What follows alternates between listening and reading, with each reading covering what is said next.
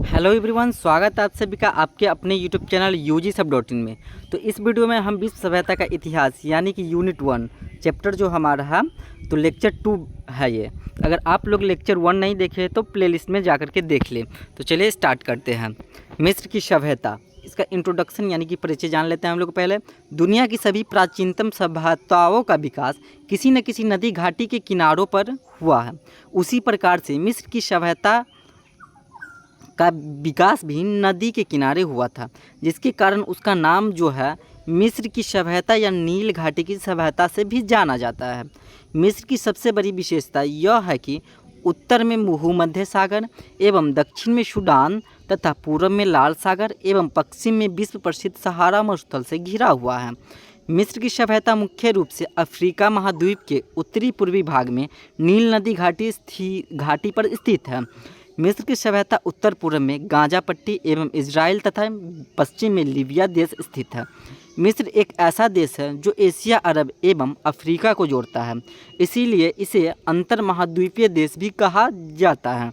आगे देखिए, हेरोडोटस के अनुसार मिस्र की सभ्यता नील नदी का वरदान है। हेरोडोटस के अनुसार मिस्र की सभ्यता जो है नील नदी का वरदान है। उसी प्रकार सेवाइन के अनुसार, यहाँ पे टाइपिंग मिस्टेक है कि सेवाइन के अनुसार यदि नील नदी नहीं होती तो मिस्र सिर्फ एक विशाल रेगिस्तान बन गया होता। निष्कर्ष, मिस्र सभ्यता के उद्भव एवं विकास में नील नदी की उपजाऊ जमीन का महत्वपूर्ण योगदान है। ऐसा माना जाता है कि पहले ज़माने में मानव जाति में सर्वप्रथम नील नदी के तट पर रहने वाले मिस्र के लोग ही वास्तव में सब हुए थे, यानी कि सब मतलब समझदार हुए थे। यहाँ के निवासियों ने अपने पवित्र राजाओं के अधीनता में रहकर 3400 ईसा पूर्व में एक संगठित राज्य की स्थापना की। 3400 ईसा पूर्व से पहले ही मिस्र के लोग विभिन्न कलाओं में निपुण हो चुके थे तथा अलग अलग विषयों के बारे में ज्ञान प्राप्त कर चुके थे। इस सभ्यता का खोज नेपोलियन बोनापार्ट के आक्रमण के परिणाम स्वरूप हुआ था। अंग्रेज पुराविदों ने 1922 में तूते खामक नामक मिस्र सभ्यता के पिरामिड के गुप्त द्वारा पता करके मिस्र सभ्यता को उजागर किया था। आगे देखिए, मिस्र की सभ्यता का उदय एवं विकास। इतिहासकारों का मानना है कि मिस्र की सभ्यता उद्भव 10,000 ईस्वी पूर्व में ही हो गया था। प्रोफेसर फारूक के अनुसार लगभग 9,200 ईसा पूर्व में मिस्र के पश्चिमी रेगिस्तान में नवपाषाण काल का उद्भव हो गया था।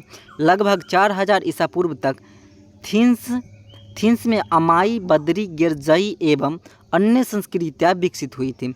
इस समय तक मिस्र छोटे छोटे नगर राज्य विकसित हो गए थे जो आपस में लड़ते रहते थे। कालांतर में यह छोटे छोटे राज्य 2 बड़े राज्यों में विभाजित हो गए। पहला राज्य ऊपरी मिस्र या नील नदी के मुहाने का राज्य, जिसकी राजधानी बूटो थी। अगर आप लोगों से पूछा जाएगा मुहाने का राज्य का राजधानी कहाँ था तो आप लोग बता सकते बूटो थी। दूसरा राज्य निचला मिस्र या नील नदी की घाटी का राज्य, जिसकी राजधानी तेखब थी। दूसरा राज्य का राजधानी कहाँ था तो तेखब। ऊपरी राज्य की संरक्षिका नाग देवी थी एवं इसका विशिष्ट रंग लाल था तथा राज्य जी मधुमक्खी था। इस राज्य का शासक राजा यानी कि लाल मुकुट पहनता था एवं वह लाल रंग के महल में निवास करता था। निचला राज्य अथवा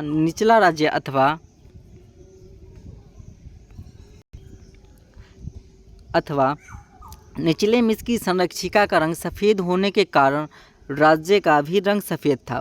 इस राज्य का रांची पेपीरस का गुच्छा यानी कि एक प्रकार पेपीरस का गुच्छा का मतलब होता है एक प्रकार का पौधा, यानी कि एक प्रकार का पौधा था तथा राज्य का शासक सफ़ेद रंग का मुकुट पहनता था। लगभग 3400 ईसा पूर्व के निकट मेना अथवा मेनीज अथवा मेनेस नामक व्यक्ति ने मिस्र के इन दोनों राज्यों को एकीकरण कर दिया। यह व्यक्ति थिंस या थीनिस नामक क्षेत्र का निवासी था, जिस कारण उसके राजवंश का नाम थीनिस राजवंश पड़ा। मिस्र पर मेना ने लगभग 62 वर्षों तक शासन किया। प्रारंभ के दोनों राजवंशों की राजधानी थीनिस नगर था, जिस कारण प्रारंभ के दोनों राजवंश थीनिस राजवंश कहलाए। इतिहासकार डेविस ने लिखा है कि मेनिज से मिस्र में वंशीय शासन की शुरुआत होती है और वह इस वंश का प्रथम शासक था। मेनिज के शासनकाल से ही मिस्र सभ्यता का क्रमबद्ध इतिहास प्रारंभ होता है। 34 ईसा पूर्व से 332 ईसा पूर्व तक मिस्र में 31 राजवंशों ने शासन किया था। सिकंदर ने 382 ईस्वी पूर्व में मिस्र पर अधिकार करके उसे अपना उपनिवेश यानी कि नई बस्ती बना लिया था। तो इस वीडियो में इतना ही, मिलते हैं अगले वीडियो में, तब तक के लिए धन्यवाद।